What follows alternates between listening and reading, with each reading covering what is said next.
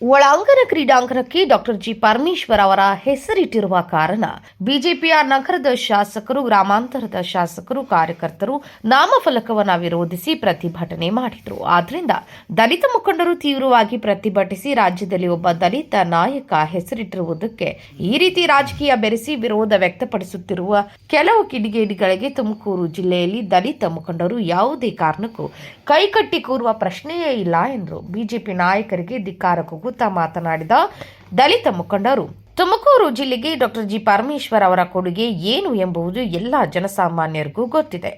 ಅವರು ತಂದಿರುವ ಜನಪರ ಕಾರ್ಯಕ್ರಮಗಳು ಎಲ್ಲ ಜನಸಾಮಾನ್ಯರು ಅನುಭವಿಸುತ್ತಿದ್ದಾರೆ. ಆದರೆ ಒಳಾಂಗಣ ಕ್ರೀಡಾಂಗಣಕ್ಕೆ ಇಲ್ಲಿಯವರೆಗೂ ಹೆಸರಿಡಲು ಸಾಧ್ಯವಾಗಿರಲಿಲ್ಲ. ಆದರೆ ನಗರ ಶಾಸಕರು ಮತ್ತು ಕಾರ್ಯಕರ್ತರಿಗೆ ತುಮಕೂರು ನಗರಕ್ಕೆ ನಿಮ್ಮ ಕೊಡುಗೆ ಏನೆಂಬುದನ್ನು ತಿಳಿಸಿ. ಪರಮೇಶ್ವರ್ ಅವರು ತಂದಿರುವ ಯೂನಿವರ್ಸಿಟಿ ಆಗಿರಬಹುದು, ಮಹಾತ್ಮ ಗಾಂಧಿ ಕ್ರೀಡಾಂಗಣ ನವೀಕರಣ ಮಾಡಿರಬಹುದಾಗಿರಬಹುದು, ಇನ್ನೂ ಹಲವು ಕಾರ್ಯಕ್ರಮಗಳು, ಯೋಜನೆಗಳು ತಂದಿರುವ ಕೀರ್ತಿ ಪರಮೇಶ್ವರ್ ಅವರಿಗಿದೆ. ಆದರೆ ಬಿಜೆಪಿಯವರ ಜಿಲ್ಲೆಗೆ ಕೊಡುಗೆ ಏನೆಂಬುದು ತಿಳಿಸಲಿ. ಮಾಜಿ ಸಂಸದರು GS ಬಸವರಾಜ್ ಕೊಡುಗೆ ಏನು, ನಗರ ಶಾಸಕರ ಕೊಡುಗೆ ಏನು, ನಗರ ಶಿರಾ ಗೇಟ್ನಲ್ಲಿರುವ ಬ್ರಿಡ್ಜ್ ಕಟ್ಟಲು ಡಾಕ್ಟರ್ ಜಿ ಪರಮೇಶ್ವರ್ ಅವರೇ ಬರಬೇಕಾಯಿತು. ಹಾಗಾಗಿ ಇಟ್ಟಿರುವ ಹೆಸರನ್ನು ತೆರವು ಮಾಡಲು ರಾಜ್ಯ ನಾಯಕರಾಗಲಿ ರಾಷ್ಟ್ರ ನಾಯಕರು ಬಂದರೂ ನಾವು ಸಹಿಸುವುದಿಲ್ಲ. ದಲಿತರು ಎಲ್ಲ ಪರ ಕೆಲಸ ಮಾಡಿದ್ದೇವೆ. ಆದ್ದರಿಂದ ರಾಜಕೀಯ ಬಿಟ್ಟು ಜಿಲ್ಲೆಯ ಅಭಿವೃದ್ಧಿ ಕಡೆಗೆ ನೀಡಬೇಕೆಂದು ನಾವು ತಿಳಿಸ್ತೇವೆ. ಇಲ್ಲವಾದರೆ ನಾವು ಮುಂದಿನ ದಿನಗಳಲ್ಲಿ ಜಿಲ್ಲೆಯಲ್ಲಿ ಬಿಜೆಪಿ ನಾಯಕರಿಗೆ ತಕ್ಕ ಪಾಠ ಕಲಿಸುವುದಾಗಿ ದಲಿತ ಮುಖಂಡ TC ರಾಮಯ್ಯ ತಿಳಿಸಿದರು. ಸತತ ಪರಿಶ್ರಮ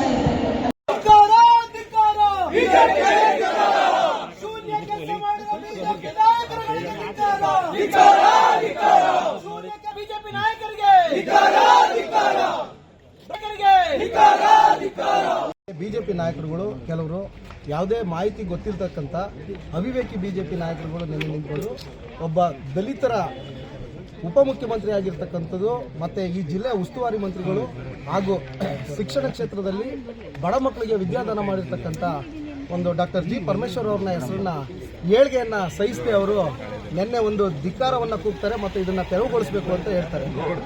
ನಾವು ಹೇಳ್ತಾ ಇದ್ದೀವಿ, ಯಾವುದೇ ಕಾರಣಕ್ಕೂ ಒಂದು ಕಾನ್ಸೆಪ್ಟ್ ನಮ್ಮಲ್ಲಿ ಇರಲಿಲ್ಲ. ಇಡೀ ತುಮಕೂರು ಜಿಲ್ಲೆಗೆ ಪರಮೇಶ್ವರ್ ಅವ್ರ ಕೊಡುಗೆ ಏನನ್ನೋದು ತುಮಕೂರು ಜನತೆ ಎಲ್ಲರಿಗೂ ಗೊತ್ತಿದೆ. ಬರೀ ದಲಿತರಿಗೆ ಅಲ್ಲ, ಅವ್ರು ತಂದಿರೋಂಥ ಎಲ್ಲ ಯೋಜನೆಗಳು ಎಲ್ಲ ಸಮುದಾಯದವ್ರಿಗೂ ಸೇರಿ ಅನುಭವಿಸ್ತಾ ಇದ್ದಾರೆ. ಆದರೆ ಇದೊಂದು ಹೆಸರೇಡಿ ಇಲ್ಲಿವರೆಗೂ ಹೆಸರಿಡಕ್ಕಾಗಿರಲಿಲ್ಲ ಆ ಒಂದು ಒಳಾಂಗಣಕ್ಕೆ. ಈಗ ಅವ್ರು ಮಾಡಿರೋಂಥ ಎಲ್ಲ ಸಾಧನೆಗಳಿಗೂ ಮತ್ತು ಅವ್ರು ಮಾಡಿರೋ ಕೆಲಸಕ್ಕೆ ಅನುಗುಣವಾಗಿ ಒಂದು ಹೆಸರಿಟ್ಟಿದ್ದಾರೆ.